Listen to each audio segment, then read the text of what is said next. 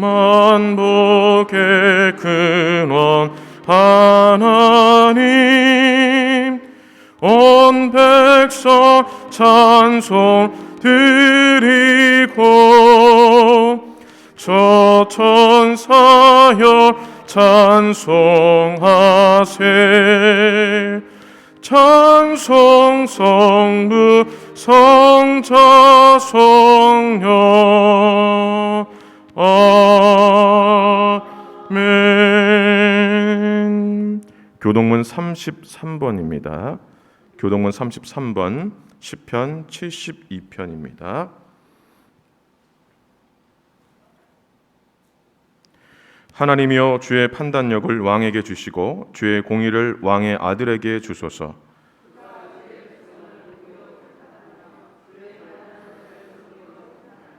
의로 말미암아 산들이 백성에게 평강을 주며 작은 산들도 그리하도다.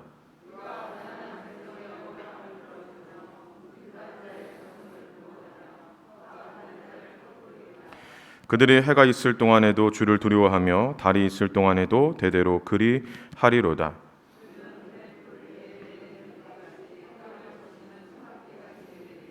그의 날에 의인이 흥왕하여 평강의 풍성함이 달이 닿을 때까지 이르리로다.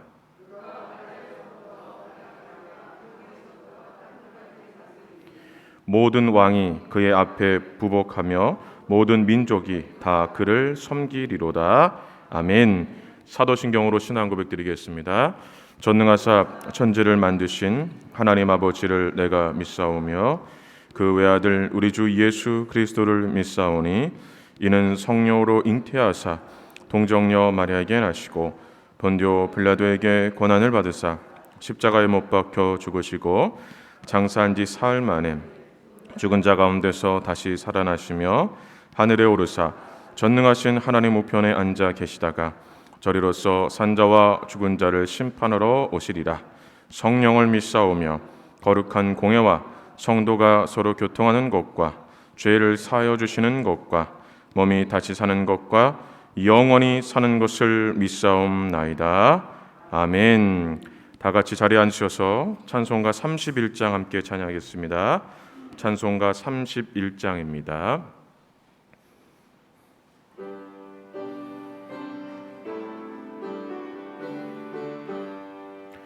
찬양하라 복되신 구세주 예수. 백성들아 사랑을 전하세. 경배하라 하늘의 천군과 천사. 주님 앞에 영광을 돌리세. 목자같이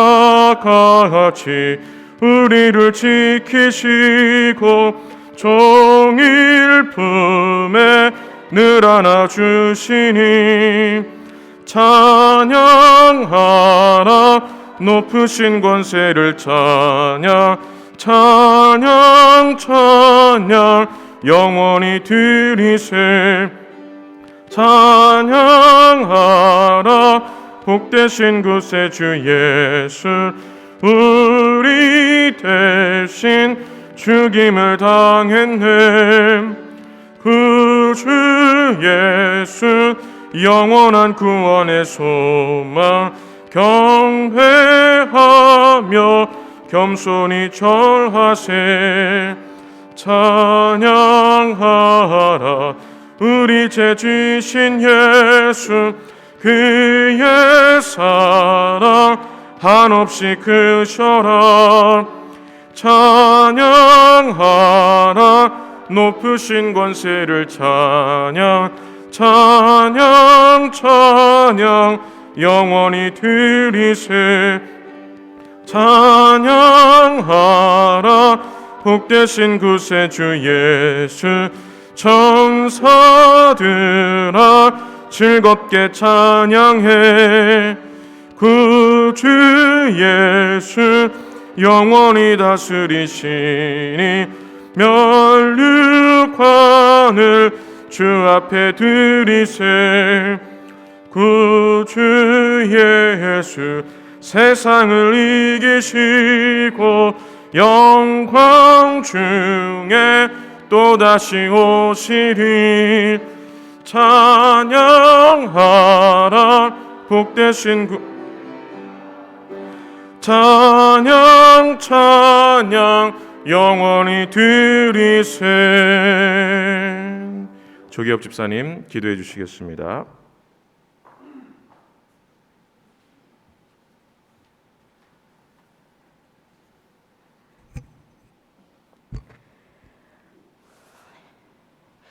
내 이름으로 일컫는 내 백성이 그들의 악한 길에서 떠나 스스로 낮추고 기도하여 내 얼굴을 찾으면 내가 하늘에서 듣고 그들의 죄를 사하고 그들의 땅을 고칠지라.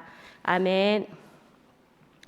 사랑의 하나님, 우리는 주님이 선택하신 주님의 백성이며 주님은 우리의 찬양을 받으실 우리의 하나님이십니다.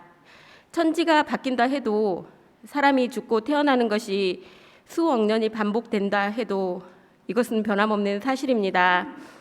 그러니 코로나19가 창궐하여도, 그 어떤 상황이 사람들 앞에 놓여도 사람이 하나님을 찬양하는 일은 그치지 않을 것을 믿습니다. 예배의 향기는 끝없이 하나님께로 향할 것을 믿습니다. 왜냐하면 주님은 우리의 하나님이시고 우리는 주님의 백성이기 때문입니다. 그러나 주님, 저는 잠시 예배드리는 것을, 기도하는 것을, 그리고 찬양하는 것을 쉬었던 것을 용서하여 주시고 얼른 저의 본분, 저의 자리로 돌아가 원래 하나님이 저를 지으신 창조의 목적과 창조의 질서 가운데 있게 하여 주시옵소서. 하늘에서 우리의 기도를 들으시고 우리의 죄를 사하시고 우리가 머무는 땅을 고쳐주실 것을 믿고 감사드립니다. 믿음은 들음에서 난다 하였으니 오늘 또 강단에서 목사님을 통해 듣게 될 하나님의 말씀에 귀를 기울이게 하옵소서. 전하는 목사님과 듣는 우리가 모두 하나님의 영에 사로잡히게 하옵시고 말씀 가운데서 하나님을 더 많이 알아가게 하시고 예수 그리스도의 장성한 분량까지 이르는 성도들이 되게 하여 주시옵소서. 코로나19 감염병 시대에 살고 있지만 환경에 굴복당하지 않게 하시고 오히려 다스리고 관리하는 주의 백성들이 되게 하여 주시옵소서. 간절히 기도할 것은 영적 지도자들이 지치지 않도록 살펴주시고 영적 지도자들에게 필요한 지혜와 물질과 건강을 채워주시옵소서. 하나님 아버지, 우리들이 영적인 눈을 뜨게 하셔서 하나님의 뜻을 알고 겸손히 주 앞에 기도하며 기다리는 자들이 되도록 도와주시옵소서. 오늘도 우리를 나 자신보다 더 사랑하신 주 앞에 모이게 하시니 감사드리며 예수 그리스도의 이름으로 기도드립니다. 아멘.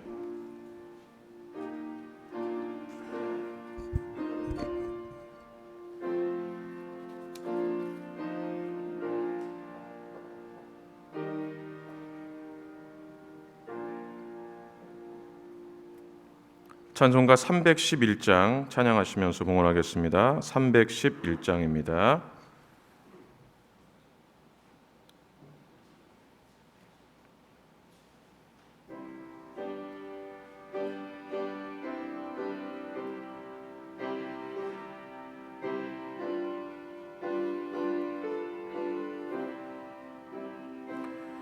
내 너를 위하여 먼 버려 피 흘려 내 죄를 속하여 살 길을 주었다.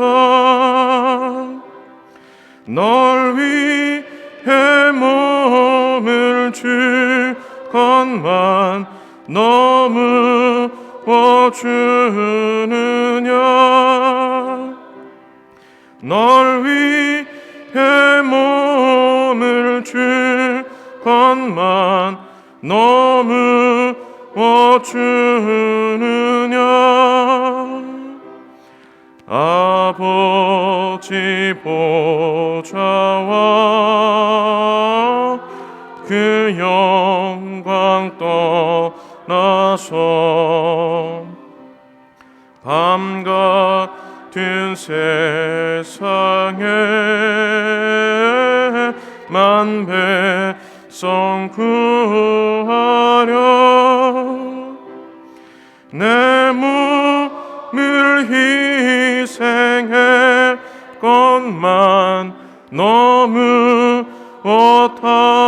못하느냐 내 몸을 희생했건만 너무 못하느냐 죄 중에 빠져서 영죽을 인생을 구하여 주려고 나 피를 흘렸다 내 죄를 대속했건만 너무 못하느냐 내 죄를 대속했건만 너무 못하느냐 한없는 용서와 참사랑 가지고 세상에 내려가본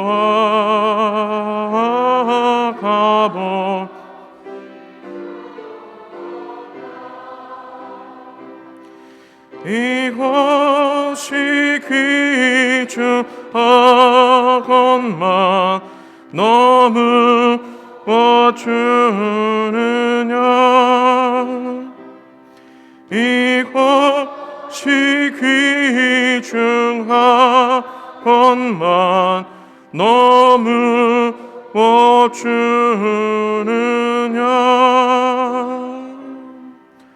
이 시간 담임 목사님 나오셔서 교회 소식 전해주시고 드린 예물 위해 기도해 주시겠습니다.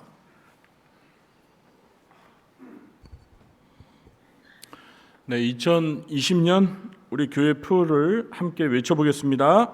세상의 소금과 빛이 되자. 네, 2020년 한 해만 세상의 소금과 빛이 되는 게 아니라 우리가 평생 동안 세상의 소금과 빛으로 살아야 되는데요. 올해 표가 이러니까 어느 해보다도 올해 우리가 세상의 소금과 빛이 되기 위해서 끝까지 최선을 다했으면 좋겠습니다.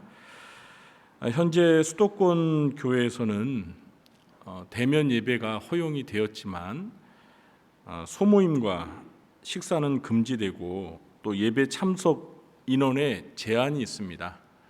그래서 이 전체 좌석의 30% 이내로만 예배 인원이 가능한데요.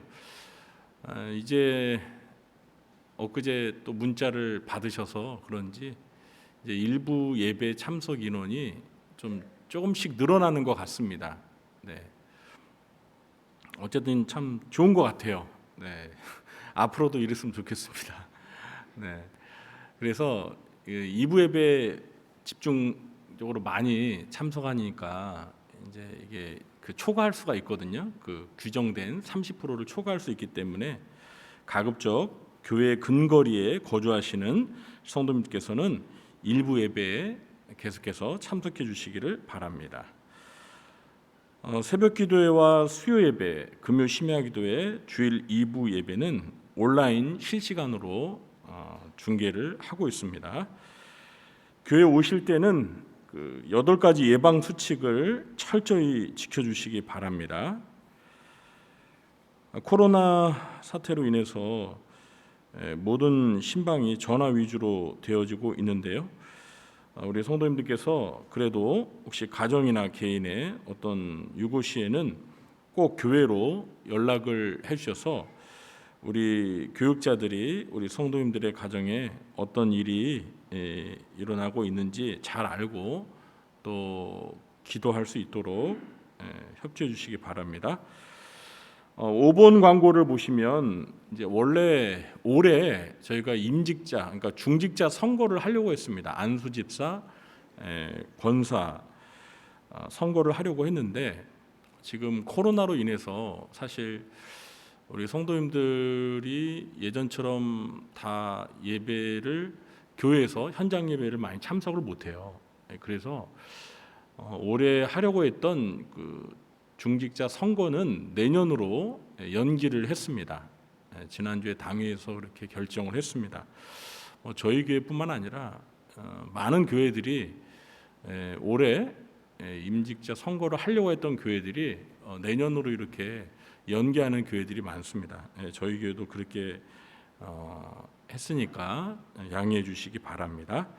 수도내 남전도 연합회 제3차 순회 헌신예배 및 실행위원회가 오늘 오후 5시에 실행위원회 모임이 있고 7시에 예배가 있다고 합니다. 장소는 양평읍교회입니다. 양평읍교회. 혹시 참석하실 분들은 시간에 맞춰서 참석하시기 바랍니다.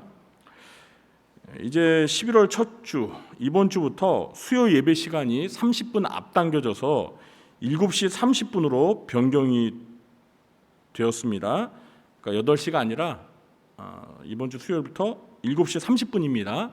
그러니까 온라인 방송도 7시 30분에 진행됩니다. 착오 없으시기 바랍니다. 추천도서, 11월 추천도서, 기독교 아직 희망이 있는가? 김영석 철학자세요. 우리나라 한국을 대표하는 대표적인 기독교 철학자신데요.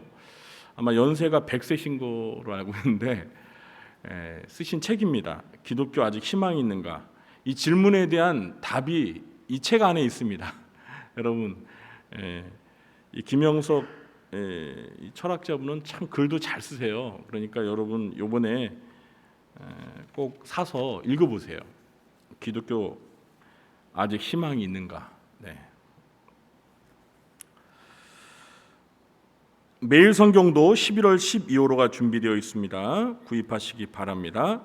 그리고 교우동정란을 보시면 24구역에 우리 임지연 집사님이 코튼 로즈라는 가게를 이제 개업하십니다. 교문동에 하시는데 이번 주 금요일 날 개업을 하십니다. 의류랑 또 액세서리 이런 것들을 판매하는 가게입니다. 우리 성도님들께서 많이 축하해 주시고 또 많이 이용해 주시기를 부탁드립니다. 오늘 저희 교회에 등록하신 새 가족이 있어서 제가 성함을 호명할 때 잠시 자리에 일어나 주시면 모두가 뜨거운 박수로 환영하는 시간을 갖도록 하겠습니다. 유명옥 성도님이십니다. 어디 계십니까? 저 뒤에 계십니다. 반갑습니다. 잘 오셨습니다. 예배를 마치시고 잠시 저를 새가족부실에서 만나주시기 바랍니다. 자, 오늘 등록하신 우리 새가족분과 또 하나님 앞에 드린 헌금을 위해서 기도하도록 하겠습니다. 하나님 아버지 감사합니다. 코로나 중에서도 이렇게 저희가 예배당에 나와서 성도들이 함께 하나님 앞에 예배할 수 있게 해주셔서 감사합니다. 오늘도 이 예배 가운데 하나님 아버지께서 오셔서 저희들과 함께 하시고 저희들이 드리는 찬양과 경배를 기쁘게 받아주시는 줄 믿습니다. 오늘도 이 시간 하나님께서 베푸신 은혜와 사랑과 축복에 감사하여서 하나님 앞에 예배드리러 나올 때 저희들이 마음과 뜻과 정성을 모아 하나님 앞에 헌금을 바칩니다. 하나님 아버지, 이 감사의 예물을 기쁘게 받아 주시옵소서. 그리고 이 예물들이 하나님의 나라와 또 주님이 기뻐하시는 일들과 주님의 몸된 교회를 위해서 귀하게 잘 사용되도록 하나님께서 인도하여 주시옵소서. 또한 하나님 앞에 시간과 물질과 몸을 바쳐 헌신하는 주의 사랑하는 자녀들을 기억하여 주시고, 특별히 코로나로 인해서 경제적으로 어려운 이때 모든 것을 만드시고 모든 것을 가지신 하나님 아버지께서 사랑하는 자녀들의 삶에 필요한 모든 것들을 부족함이 없이 풍성하게 채워주시기를 간절히 원합니다. 범사에 늘 감사하며 살게 하여 주시고 먼저 주의 나라와 의를 구하며 살게 하여 주셔서 하나님 아버지께서 약속하신 삶에 필요한 모든 것들을 더해 주시는 축복을 누리며 살게 해 주옵소서. 하나님 아버지, 오늘도 저희 교회에 새 가족을 보내주셔서 등록하여 우리 구리중앙교회 가족이 되게 하심을 감사합니다. 하나님께서 은혜를 베풀어 주셔서 우리 구리중앙교회를 통해서 하나님의 크신 은혜와 사랑과 축복을 경험하며 평생 동안 하나님을 모시고 사랑하는 귀한 하나님의 딸이 되도록 축복하여 주시옵소서. 오늘도 이 시간 말씀을 들을 때 진리의 영이신 보혜사 성령님께서 이 예배에 참여한 성도들 심령 가운데 말씀을 듣고 깨닫는 은혜를 주시고 그 말씀을 붙들며 실천하며 살아갈 수 있도록 인도하여 주시옵소서. 예수님의 이름으로 축복하며 감사하며 기도하옵나이다. 아멘. 우리 하나님 말씀 같이 함께 보겠습니다. 신약성경 빌레몬서 1장 1절부터 3절까지 말씀입니다. 신약성경 351쪽입니다. 351쪽.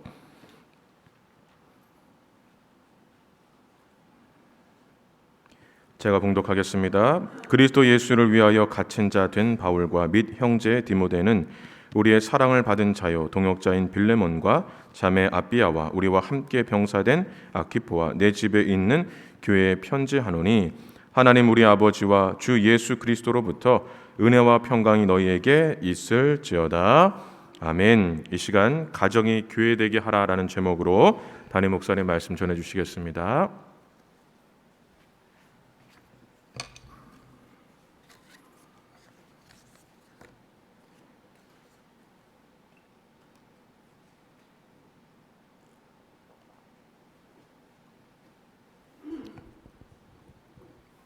네, 오늘도 예배 자리에 참석하신 모든 성도님들에게 하나님의 은혜와 평강이 함께 하시길 예수님의 이름으로 축원합니다.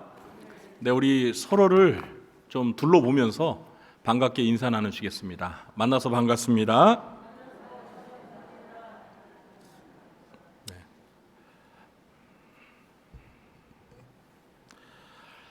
네, 지난주에 베드로전서 강해를 마치고 이번 주부터 어떤 말씀을 설교해야 하나 고심을 많이 했습니다.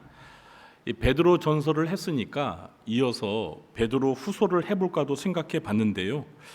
공교롭게도 새벽 기도에 큐티 교재를 사용하는 이 매일 성경에서 12월에 베드로 후서를 다루게 되어 있어서 그 생각을 접었습니다.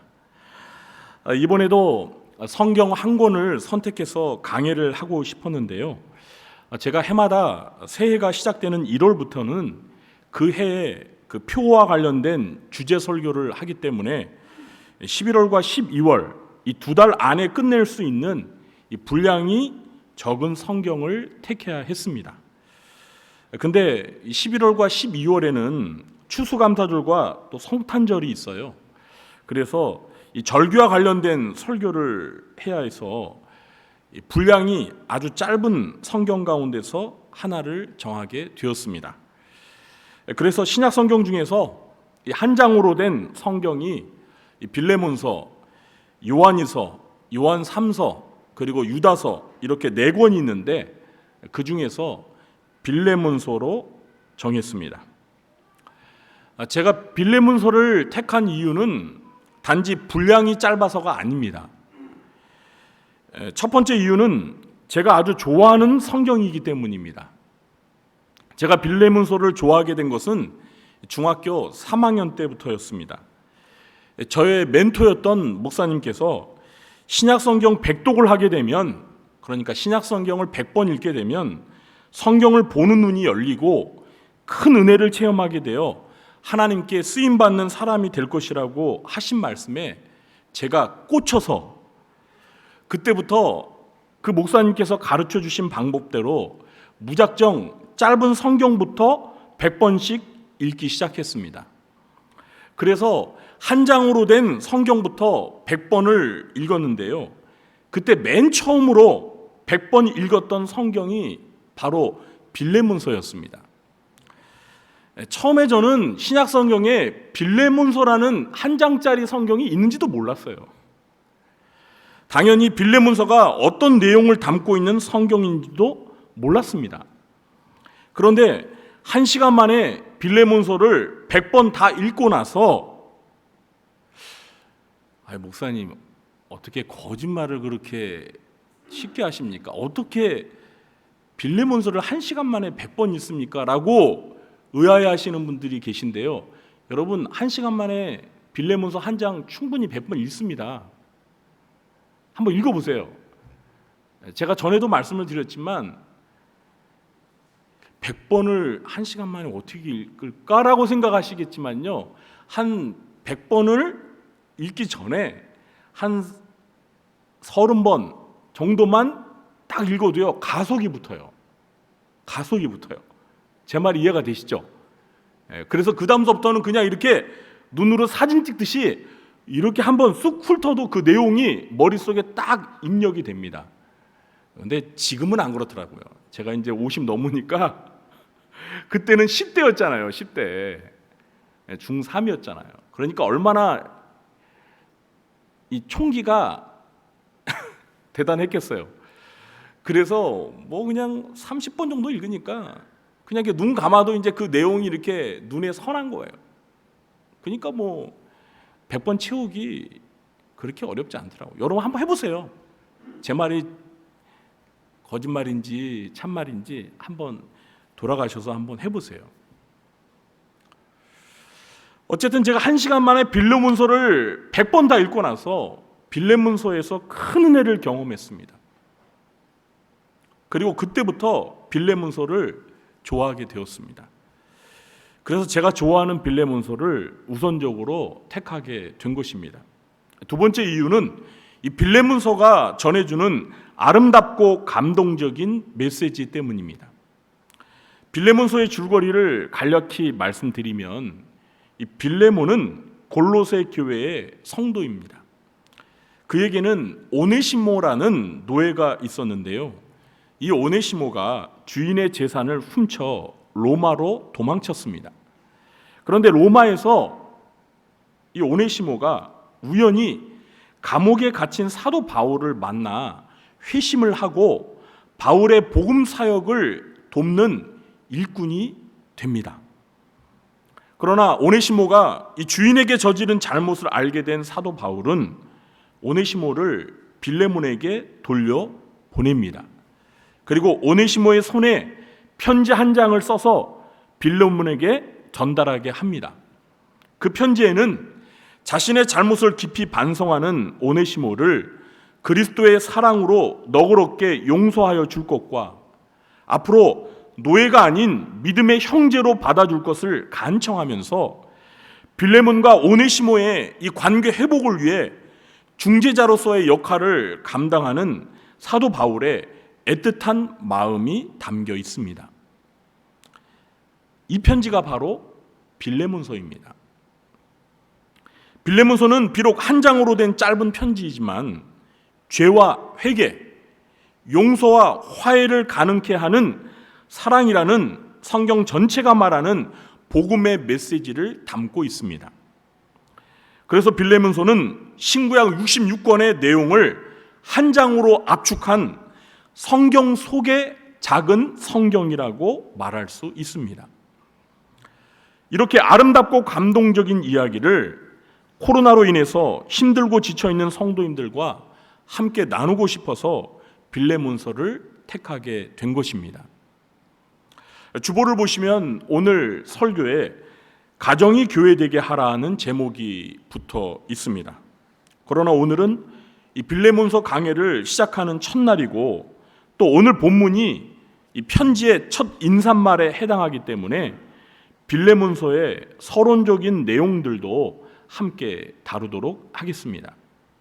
첫째, 빌레몬서는 바울이 로마의 감옥에 갇혔을 때 쓴 서신입니다. 1절에서 바울은 자신을 어떻게 소개하고 있죠?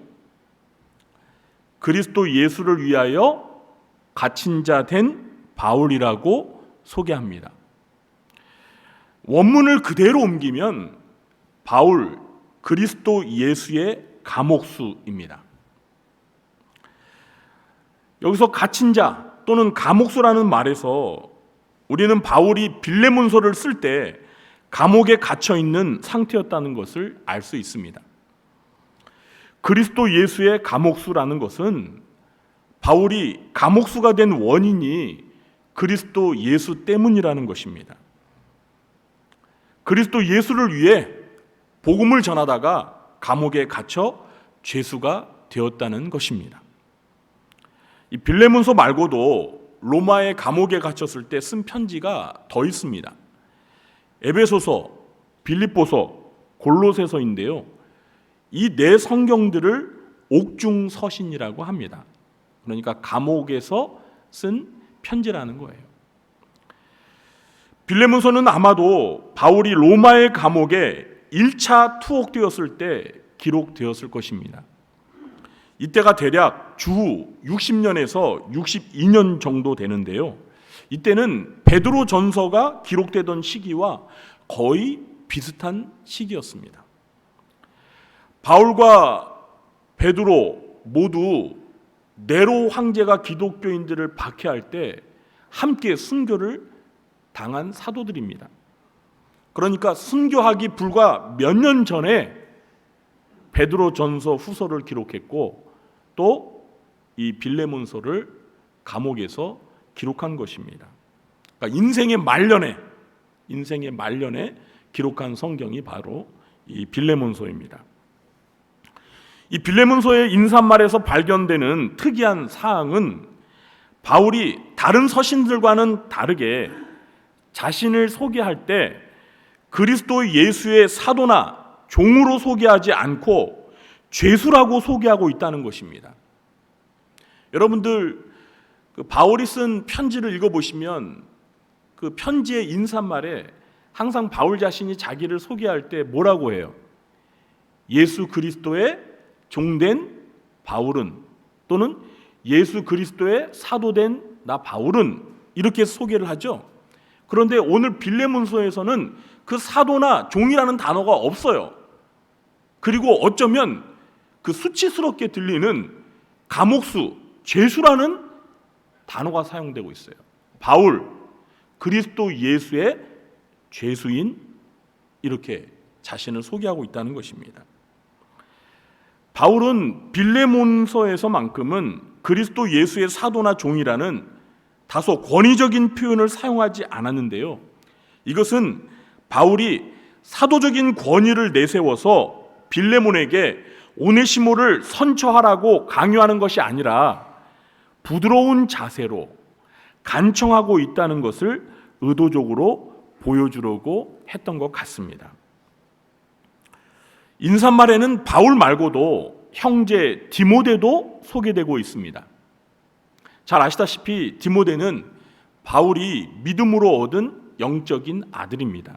그러니까 바울의 친아들이 아닙니다. 영적인 아들이라는 거예요.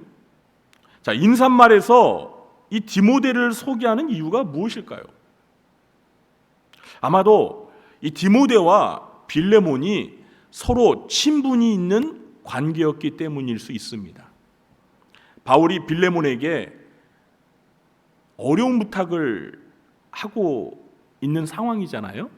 그렇기 때문에 이 빌레몬과 친분이 있는 디모데를 언급함으로써 이 빌레몬서라는 편지가 좀 화기애애한 분위기를 만들려고 하는 그런 의도가 있는 것으로 이해할 수 있습니다. 둘째, 빌레몬의 가정은 목회자의 사랑을 받고 동역하는 믿음의 가정이었습니다. 1절과 2절을 보면 빌레몬서를 받아보는 세 사람의 명단이 나옵니다. 그 세 사람의 이름이 무엇이죠? 빌레몬, 아비아, 아키포입니다. 빌레몬은 이 바울의 편지를 받아보는 가장 중요한 인물입니다. 학자들은 빌레몬이 바울의 제2차 전도 여행 중에 에베소 지역에서 복음을 전할 때 구원을 받은 것으로 보고 있습니다. 그 후에 빌레몬은 이 에베소를 떠나서 골로새 지역으로 이주를 해서 골로새 교회 신자로서 교회를 섬겼습니다. 빌레몬은 이 노예를 거느리고 또 예배의 처소를 제공할 정도의 큰 집을 가지고 있는 부자였던 것 같습니다. 그러나 빌레몬은 단지 돈이 많은 부자가 아니었습니다. 그는 복음 전파를 위해 사도 바울을 적극적으로 도우며 헌신하는 신앙심이 매우 깊은 부자였습니다. 바울은 1절에서 빌레몬을 우리의 사랑을 받는 자요 동역자인 빌레몬이라고 부릅니다. 빌레몬은 사도 바울과 디모데로부터 사랑을 받는 동역자였습니다. 여러분, 동역자라는 말이 무슨 뜻입니까? 함께 일하는 자입니다. 그러니까 동료라는 거예요, 동료.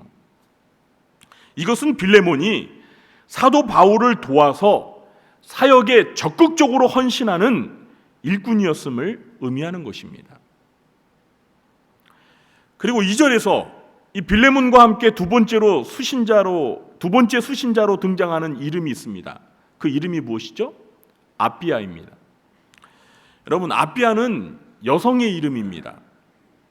우리말도 그 이름을 들으면 이 이름이 남자 이름인지 여자 이름인지 이렇게 분간이 되죠. 어느 정도.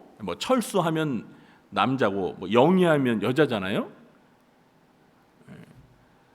그런데 어떤 이름은 남자 이름인지 여자 이름이 좀 헷갈릴 때가 있어요.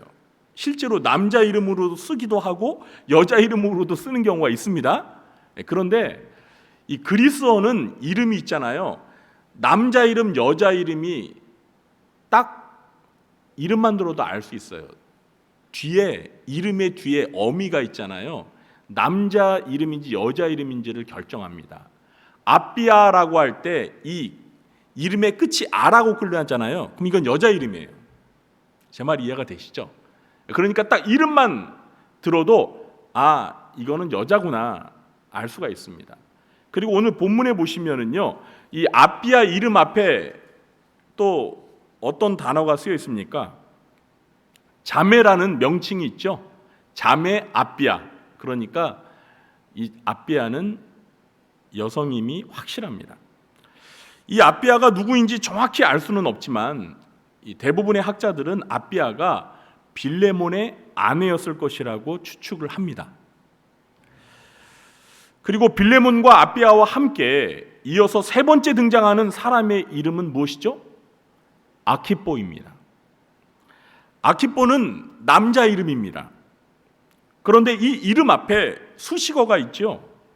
우리와 함께 병사된 아키포.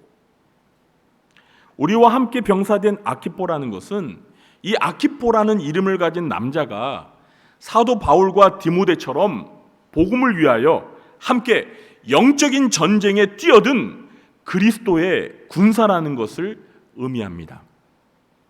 오늘날로 말하면 바울이나 디모데처럼 복음을 위해 전적으로 헌신한 목회자였던 것입니다. 자, 그러면 이 아키뽀는 과연 누구일까요?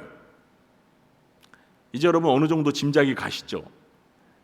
눈치가 9단 정도는 안 되시더라도 한 3단만 내더라도 이 아키뽀가 누구일지 좀 짐작이 가죠. 많은 학자들은 아키뽀가 이 빌레몬과 그의 아내인 아비아의 아들이라고 추측을 합니다. 저도 그렇게 생각을 합니다.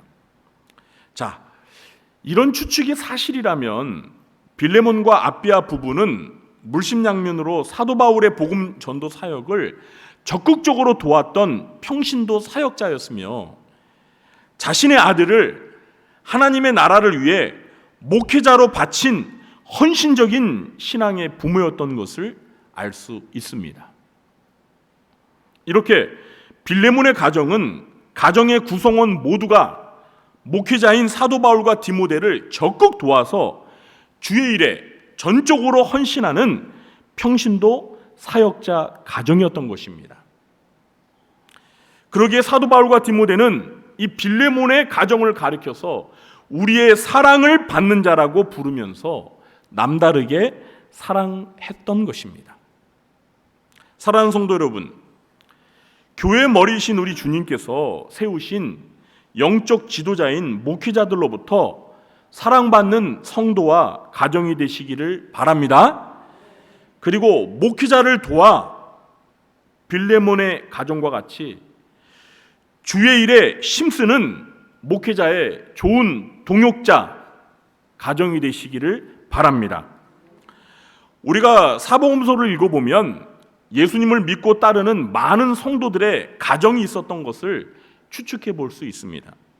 그런데 유독 예수님으로부터 사랑받는 한 가정이 우리들의 시선을 끕니다. 그 가정이 누구의 가정이죠? 바로 베다니의 나사로와 마르다와 마리아의 가정이었습니다. 예수님께서는 모든 믿는 가정을 사랑하셨지만 유독 나사로의 가정을 사랑하셨습니다. 요한복음 11장 5절을 보니까 예수께서 본래 마르다와 그 동생과 나사로를 사랑하시더니 라고 기록되어 있습니다. 잘 아시다시피 나사로가 병들어 죽게 되었을 때 예수님께서는 그 소식을 전해드리시고 그 가정을 직접 찾아오셨습니다. 그리고 예수님께서는 눈물을 흘리셨습니다. 그래서 요한복음 11장 36절에 보면 예수님이 죽은 나사로를 생각하시면서 눈물을 흘리시는 그 장면을 지켜보던 유대인들이 보라, 그를 얼마나 사랑하셨는가라고 말을 할 정도였습니다. 그러니까 우리 예수님이 그렇게 평소에 눈물을 많이 보이시는 분이 아니었어요. 30대 남자가 눈물을 자주 흘립니까, 여러분? 그렇지 않잖아요.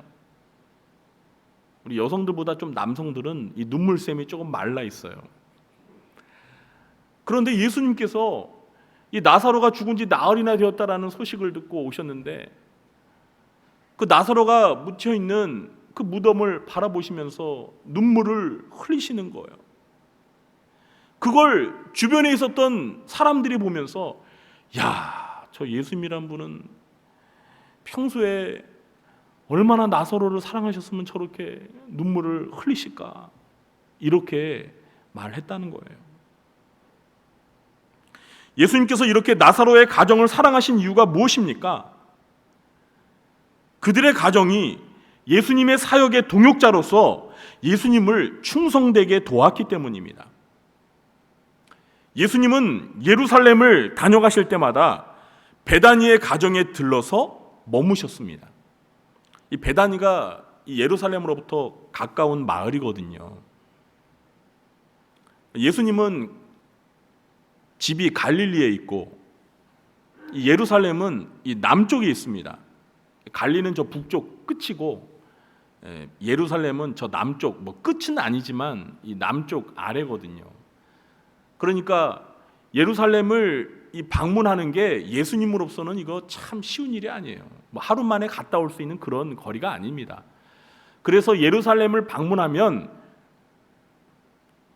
최소한 한 번 이상은 어딘가에서 주무시고 가셔야 돼요. 우리 예수님께서 이렇게 예루살렘을 방문하실 때마다 누구의 집에 들리셔서 묵으셨어요? 나사로의 집에 들으셔서 거기서 머무셨어요. 근데 예수님 혼자만 가시는 게 아니잖아요. 누구랑 같이 가는 거예요? 예수님의 12 제자들을 거느리고 그 집을 방문하는 거예요. 여러분, 예수님의 제자가 몇 명입니까? 12명. 예수님까지 포함하면 13명이 한 집에 들어가 가지고 며칠을 머문다고 생각해 보세요. 그 13명, 장정 13명이 한 끼를 먹으면 어떻게 되는 거예요?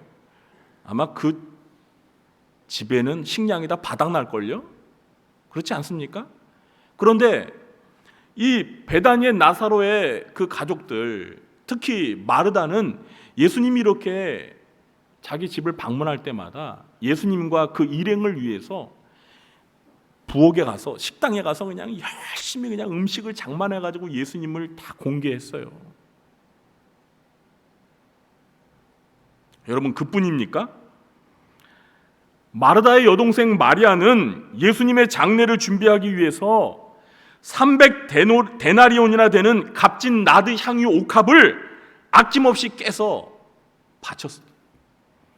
여러분 300데나리온은요 1년치 노동자의 연봉이에요. 1데나리온이 하루 수입이잖아요. 300데나리온이니까 1년이에요. 1년.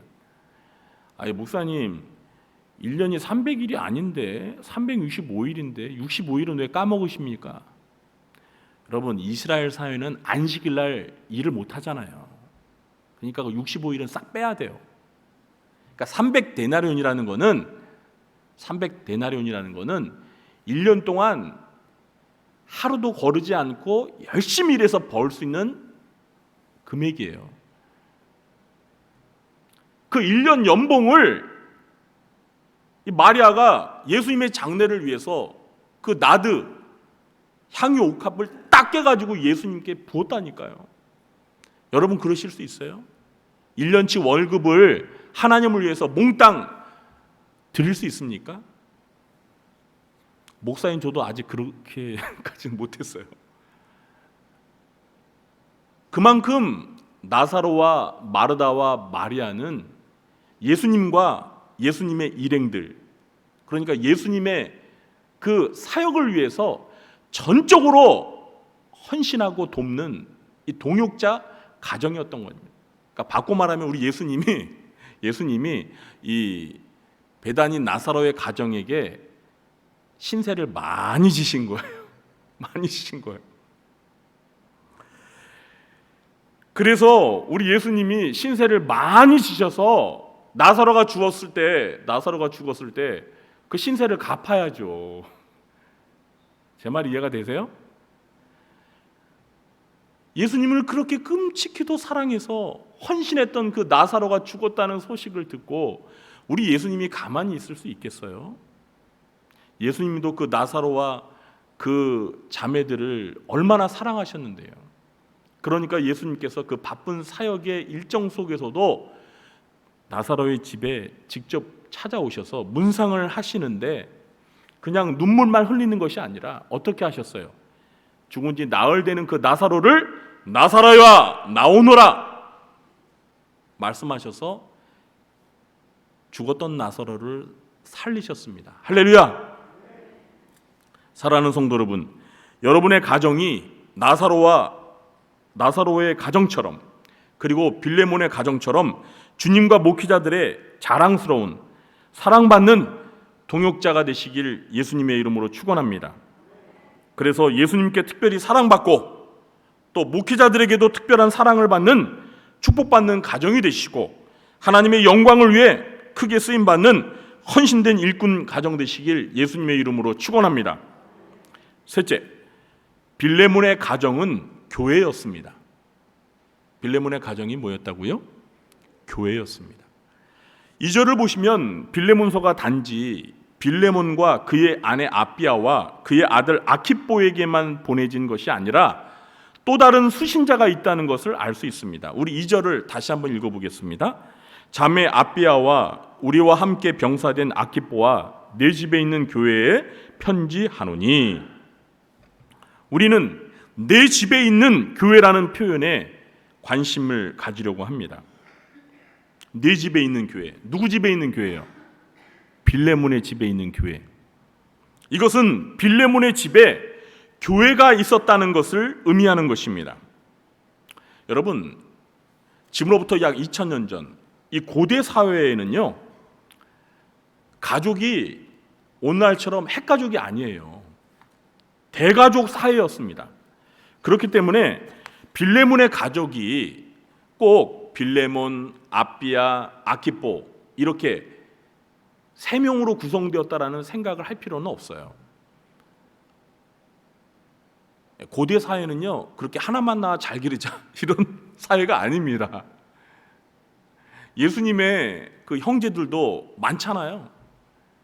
예수님의 그 가족도, 그러니까 요셉과 마리아가 예수님만 하나 낳은 게 아니에요. 7남매, 최소한 7남매 이상 낳았어요.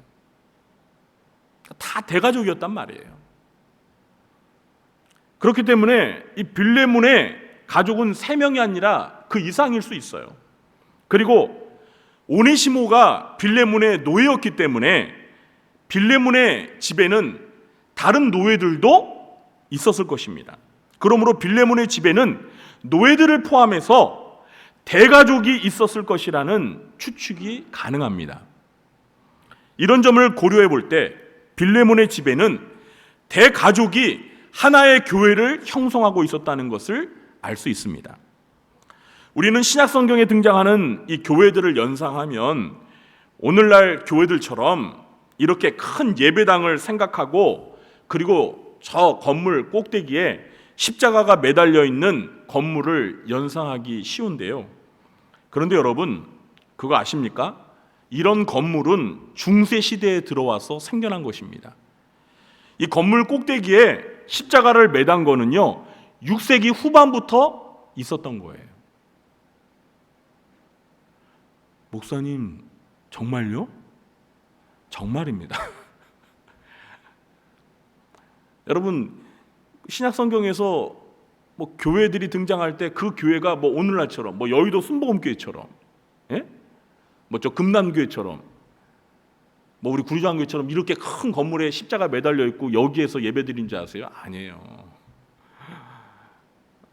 그렇지 않아요. 그런 교회 없었어요.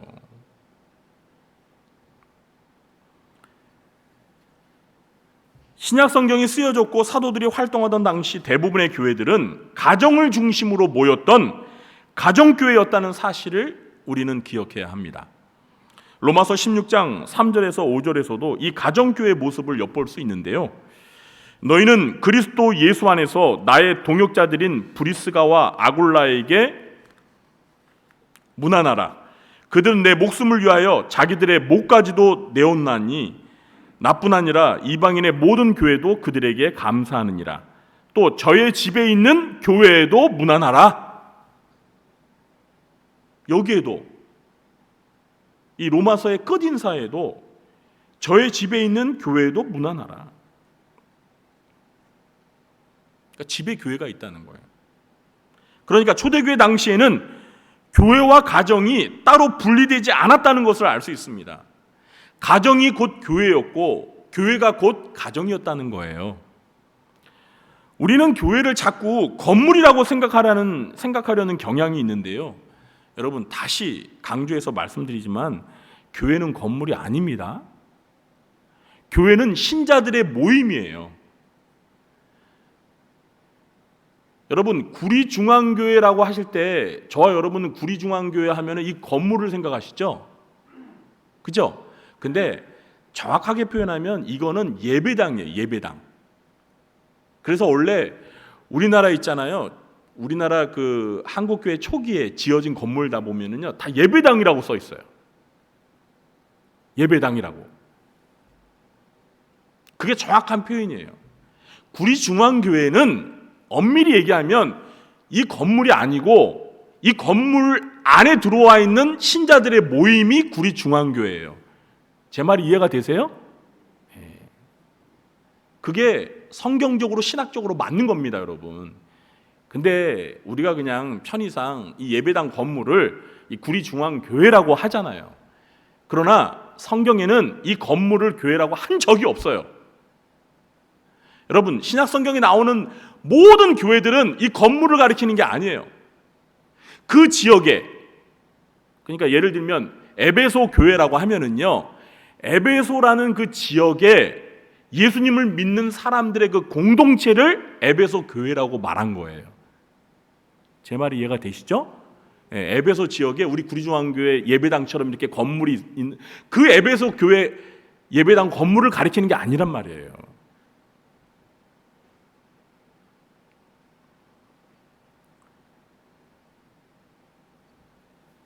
그러니까 온 가족이 다 예수님을 믿는 신자들 가족이면 그 가족 자체가 하나의 교회인 것입니다.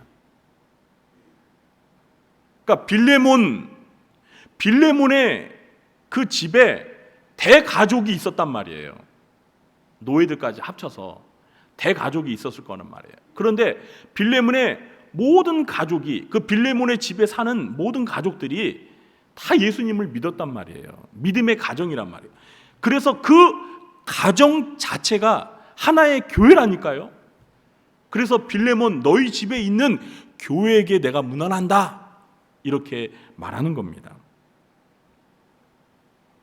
그러니까 빌레몬의 집에 교회가 있었다는 것은 빌레몬의 온 가족들이 다 예수님을 믿고 하나님의 자녀가 되어 가정 복음화가 이루어졌다는 것을 의미하는 것입니다.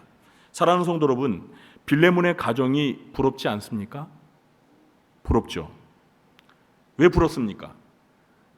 그 온 가족이 다 예수님을 믿어서 구원을 받아 그 집에 가정 교회가 있다는 것이 얼마나 행복한 일입니까? 가정이 교회여서 가정에서 예배가 드려지고 말씀과 기도와 찬송이 끊이지 않는다면 그 가정 교회에 임마누엘의 하나님께서 항상 함께 하시지 않겠습니까? 사랑하는 성도 여러분, 저와 여러분의 가정은 어떻습니까? 우리의 가정이 교회라는 생각을 하고 사십니까?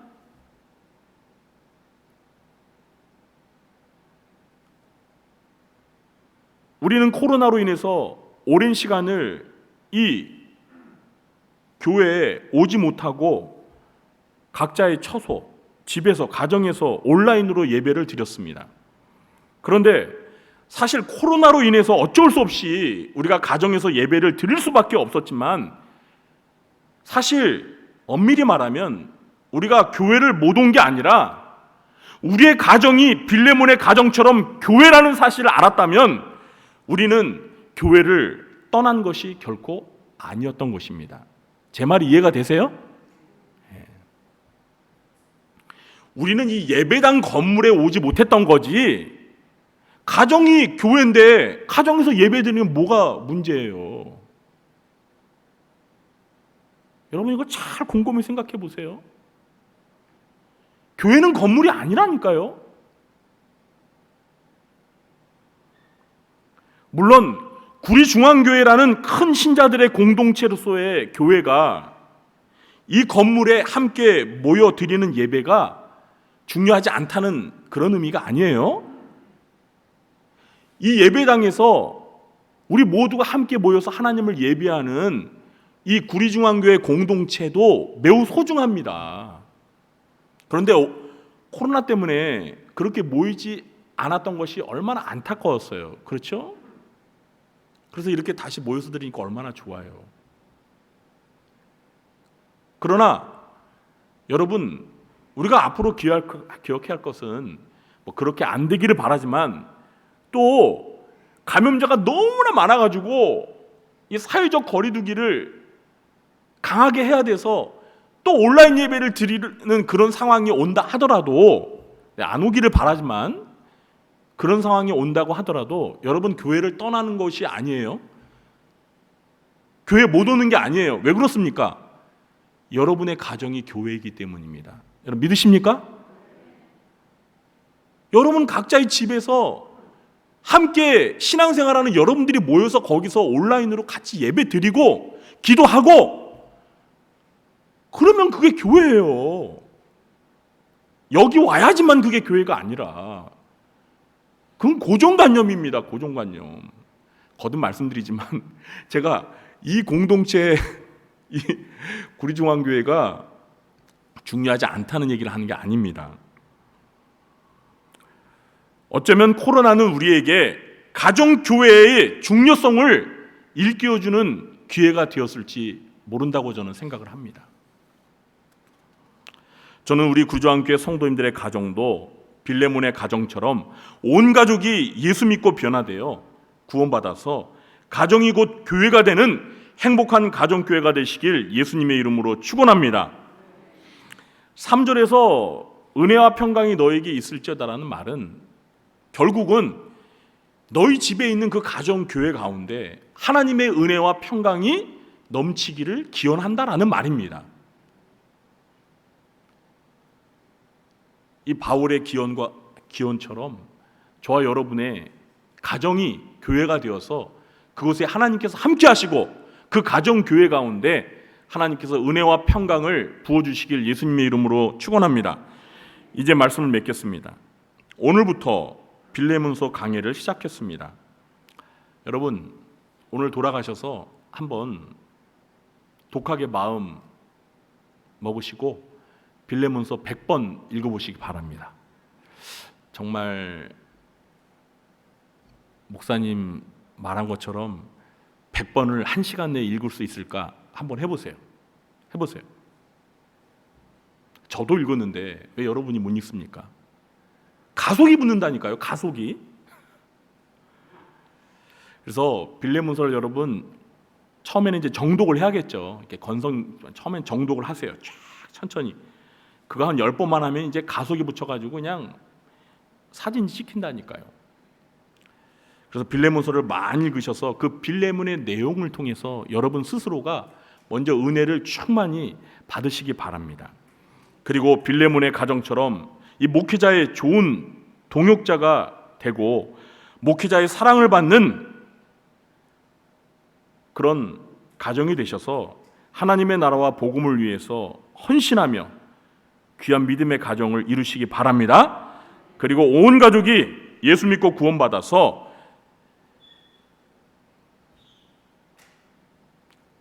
성도들의 가정이 교회가 되는 그러한 축복이 여러분의 가정에 함께 하시길 예수님의 이름으로 축원합니다. 기도하겠습니다. 하나님 아버지, 오늘부터 빌레몬서라는 이 한 장으로 된 성경을 배울 수 있게 해주셔서 감사합니다. 비록 한 장밖에 안 되지만 이 한 장 속에 신구약 성경의 가장 중요한 메시지가 다 담겨 있고 이 말씀이 저희들에게 은혜와 감동을 주는 그러한 말씀임을 저희들이 알았사오니 이 빌레몬서 강해를 진행하는 동안 이 말씀을 저희가 깊이 묵상하여서 이 빌레몬서에 나오는 빌레몬의 가정과 같이 저희들의 가정이 하나님 나라를 위하여 헌신하는 그런 믿음의 가정이 되게 하시고 저희들의 가정이 하나님을 예배하는 가정교회가 되어서 저희들의 가정 가운데 하나님의 은혜와 평강이 항상 넘쳐날 수 있도록 복을 내려 주시옵소서. 예수님의 이름으로 감사하며 기도하옵나이다. 아멘. 모두 자리에 일어나셔서 559장 찬송하시고 축도로 예배를 마치겠습니다.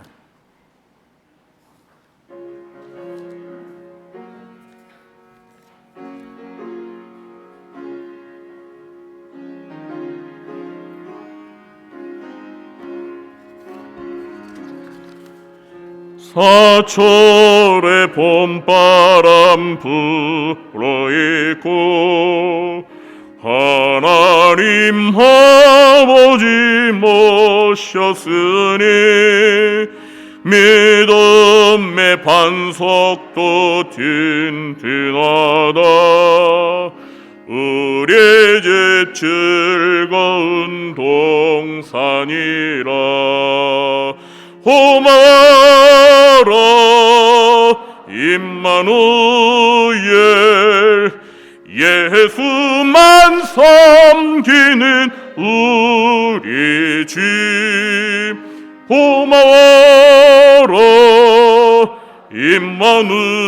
임마누엘, 복되고 즐거운 하루하루.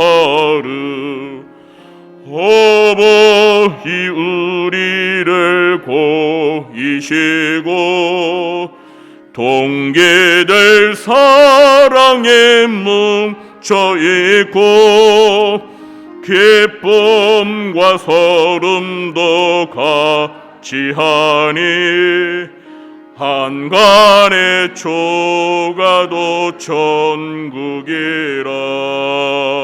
고마워라 임마누엘, 예수만 섬기는 우리 집. 고마워라 임마누엘, 복되고 즐거운 하루하루. 아침과 저녁에 수고하여 다 같이 일하는 온 식구가 한 상에 둘러서 먹고 마셔 여기가 우리의 낙원이라. 고마워라 임마누엘, 예수만 섬기는 우리 집. 고마워라 임마누엘, 복되고 즐거운 하루하루. 지금은 우리 구주 예수 그리스도의 무한하신 은혜와 하나님 아버지의 극진하신 사랑과 보혜사 성령님의 교통하심이 빌레몬의 가정과 같이 하나님 나라를 위하여 전적으로 헌신하는 믿음의 가정을 이루며 가정이 곧 교회가 되는, 그래서 하나님이 가정에 함께 하시고 가정에 하나님의 은혜와 평강이 넘쳐나는 그러한 가정교회를 이루며 살기로 마음에 결심하며 돌아가는 주의 사랑하는 백성들 머리 위에와 그들의 가정과 교회와 생업과 이 나라 민족 위에 지금부터 영원토록 함께 있을지어다. 아멘.